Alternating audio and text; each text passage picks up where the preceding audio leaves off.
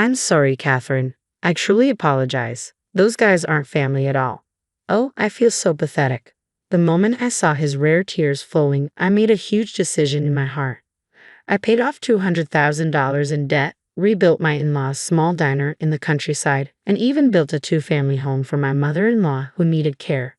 Yet she wouldn't let us live in the new house and intends to hand over both the shop and the house to my brother-in-law. Such a ridiculous thing. This shouldn't be allowed. I'll make them regret this. I won't tolerate it any longer. I can't forgive them anymore. Thinking that, I managed to suppress my trembling hand in anger and took out my smartphone from my jacket pocket. It was time for revenge on those who used and mocked us.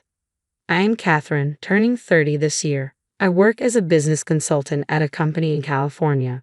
My husband Tom is the same age as me and works at a popular restaurant where his skills are recognized. He works hard as a deputy chef. He doesn't talk much usually, but he's a very hard worker, kind, and sincere husband.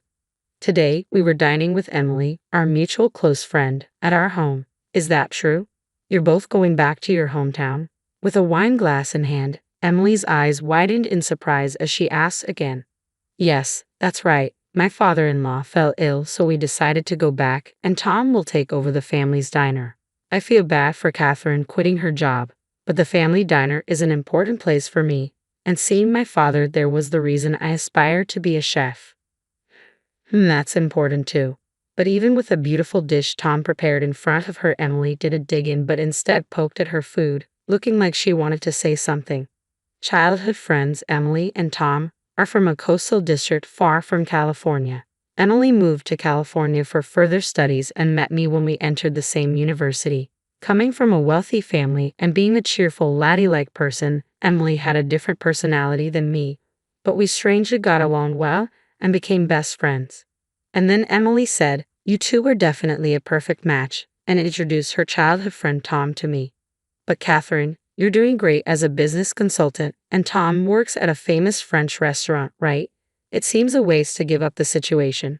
Moreover, you both have dreams for the future, don't you? Thank you, Emily. Thanks for your concern. But with a laptop, I can work from anywhere now, and I want to be by Tom's side and support him as much as I can. Okay, I get it. Good for both of you. When I visit our hometown, let me taste Tom's delicious cooking. Thanks, Catherine. We still have wine left. I'll get a refill. As Tom left the table, Emily whispered to me with a worried look. Thank you, Emily, for your concern. I know it won't be easy, but I'll do my best. I'm grateful to have such wonderful friends. Though I'm apprehensive about the uncertain future, I believe everything will be okay. Time passed since our farewell party with Emily, and we, as a couple, moved to Tom's hometown. Little did we know about the trials that awaited us. Upon hearing that my father-in-law was hospitalized, I went to visit him. He looked much frailer than I expected, lying in his bed. It seems I don't have much time left, the doctor told me. It's terminal cancer, my father-in-law, who is as reticent as Tom, said quietly. I had braced myself for such news, but hearing it from him directly was a tremendous shock. He was always hardworking, with his main hobby being collecting unique antique ceramics and dishes. He had always been kind to Tom and cherished him since he was young. It's okay, Dad. Focus on your treatment without worrying, Tom reassured him, holding his father's hand. Tom, you found a good wife, my father-in-law said, just as I was on the verge of tears, moved by how considerate he was even towards me. A shrill, loud voice echoed throughout the hospital room. Oh, excuse me, if you're here, you should have let me know. Both of you, come over here. I have something important to discuss. We were surprised. I turned around to find it was my mother-in-law, even though she suffers from high blood pressure. Raising her voice like that, I worry it might increase her blood pressure even more. Born into a prestigious family that owns multiple lands in their hometown, she was pampered by her grandparents. Maybe because of that upbringing, she's quite self-centered. My father-in-law, who married into her family, was always submissive and followed her every command. Furthermore, just because John, the younger brother, resembled her, she favored him. On the other hand, she seemed to neglect Tom, who looked more like his father. I've always felt that the overbearing mother-in-law and I weren't the best match. You know, I have something to discuss about the shop. Well, it's about money. As she started talking, the situation with the store was worse than I had imagined. The mother-in-law, the owner of the diner they ran, owned the land it was on, and they lived on the second floor, using it as both a residence and a shop. In the countryside, they had no competition, and the father-in-law's cooking was delicious, which kept the regular customers coming. However, since the only chef was the father-in-law, they couldn't open the store while he was hospitalized, and their income dropped to zero. Additionally, the mother-in-law owned an old apartment nearby, which was infested with termites, and they decided to demolish it. The cost of demolishing the apartment and other expenses piled up, leading to a debt of $200,000. Why did you let it get this bad, Mom? If it's like this, why not sell the land or the shop? How could you say that? Let go of our ancestral land so easily. We have loyal customers. Your father would be devastated. The only thing you're good at is cooking, so figure it out. I'm too old for this. Tom, it's okay. We'll work through this together. I'll help too. From that point, Tom and I focused on repaying the debt and revitalizing the diner, coming up with various plans. As it turns out, I had inherited $230,000 from my wealthy father who passed away 2 years ago. I offered to use that money for debt repayment. Hearing this, Tom thanked me repeatedly. Honestly, that money was important to me, and I had plans for it, but ensuring the peace of my in-laws was paramount. Tom was skilled not only in Western cuisine but also in Asian cuisines. Regular customers praised Tom's dishes as tasty as his father's. Thanks to that, local customers started returning to our shop. I used my previous work experience to improve parking, renovate the interior, develop new menus, and vigorously advertise online. Our diner gained popularity and stabilized its business, thanks to a newly opened tourist spot nearby. It was around this time that the father-in-law, who had been battling illness, passed away. We, the couple, were the ones by his side during his final moments. Tom's father murmured weakly, squeezing Tom's hand and trying to convey something with his fleeting strength. "Don't worry, Dad. We'll protect the shop and Mom." And so Tom and I watched over my father-in-law as he passed away. On the day of the funeral, my mother-in-law looked exhausted. By her side, Tom's younger brother, John, and his wife, Karen, had been accompanying her the entire time. Because my in-laws weren't preparing for the funeral at all, we were the ones managing the arrangements and payments, busily going about the tasks. Catherine, who was always hardworking, sure has a different work ethic. It's amazing how she can work even in times like this. She's now the wife of the diner owner, right? It must be nice to have your own shop, huh? A drunk John said this. Tom, who had been treated coldly by his mother, had to leave home after high school without a dime. Thanks to his savings and the tuition secretly paid by his father, he managed to graduate from culinary school. On the other hand, John, who was pampered by their mother, apparently had no problems entering a private university.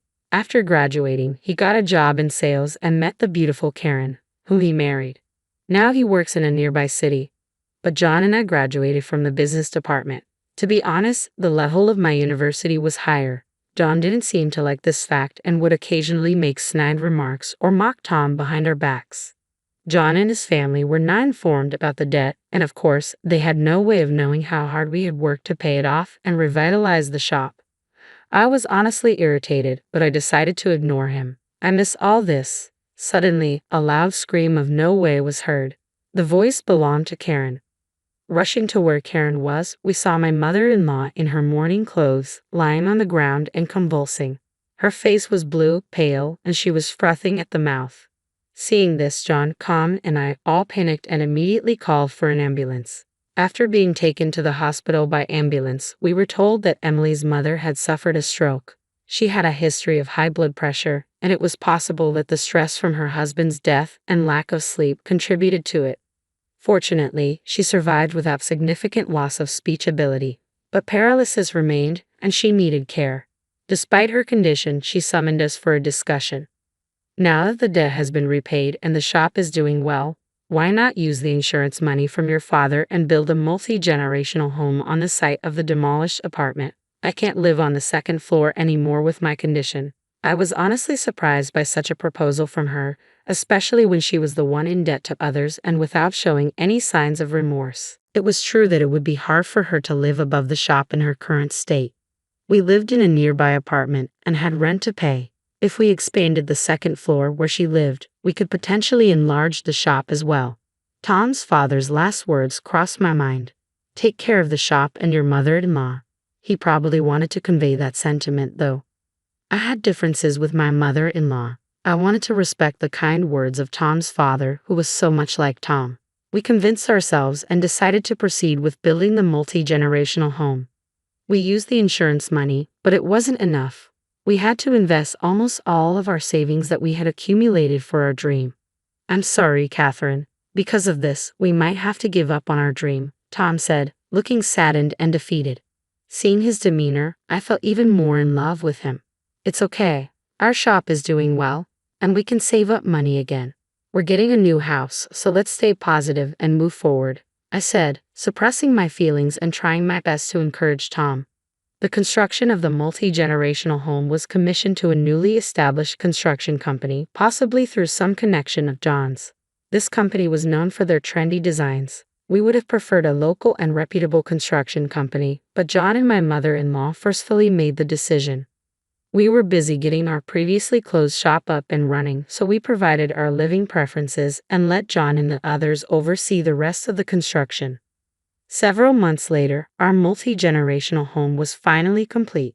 True to the construction company's reputation, the house had a stylish exterior. The first floor was made barrier-free to accommodate my mother-in-law's needs. The second floor of the part we lived in had a state-of-the-art kitchen set up for Tom, and it looked very user-friendly. Then it was when we, my mother-in-law, Tom, and I, and John and his wife, gathered to celebrate the completion of the new house. Tom, can I talk to you for a moment? My mother-in-law, who was seated in a wheelchair, suddenly began to speak. At that moment, I had a bad feeling about her request. What if she's about to make an unreasonable demand? Well, I want John to take care of the shop, since John and his family will live with me and take care of me. You, Tom, can return to California. This was unbelievable. We paid off a debt of $200,000 with the inheritance I received, and Tom and I worked hard to rebuild the shop and even made it a popular place. We even built a new house according to my mother-in-law's wishes.